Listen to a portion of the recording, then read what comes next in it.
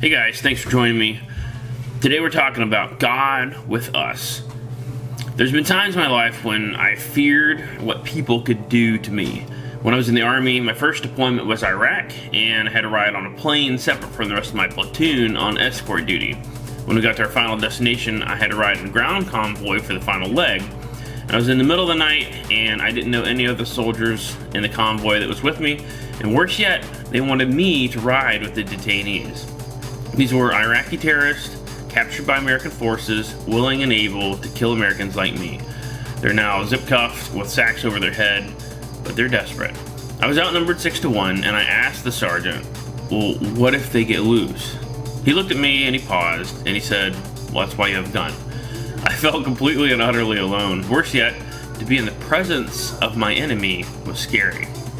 Our verse this week is Psalms 118:6. The Lord is on my side.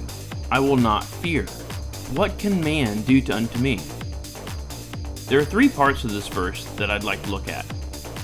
Number one, the Lord is on my side. Well, if God is on my side, then that means that there are sides to be on, and it means that God is with us. When Jesus was on earth, he told us it would be beneficial for him to go away because he would send the Comforter. This Comforter is the Holy Spirit who indwells born-again Christians. Number two, I will not fear. Our ability to not fear isn't hinged on our ability to muster up courage, but by putting our trust in the Lord instead of putting our confidence in ourselves or other men. God tells us 365 times in the Bible not to fear. This means if you read the Bible through in a year, you would read about not fearing every single day if they were evenly spread out. Number three, what can man do to me? Humans can do awful things to other humans. Man has a free will to choose right and wrong.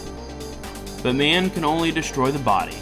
They cannot touch your soul. And if you're a child of God, your eternity is sealed by the Holy Spirit. Sometimes we might feel like all the wrong things are happening to us. We might feel like we can't understand why sad things happen to us or the people that we love. But if we remember that God is with us, then we can ask him what to do about it. My question for you this week is, what do you do when you feel alone or afraid? Who do you go to? Where do you go to? My challenge this week is to put your trust in God for something you've been putting off out of fear.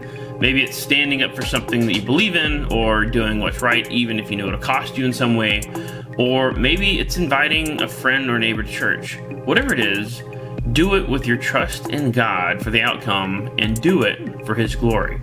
Imagine a world where we aren't frozen in fear to do God's work. When it's hard, and when it costs us, but we are able to move forward and say yes to God because we trust his hand instead of fear. Thanks for joining me.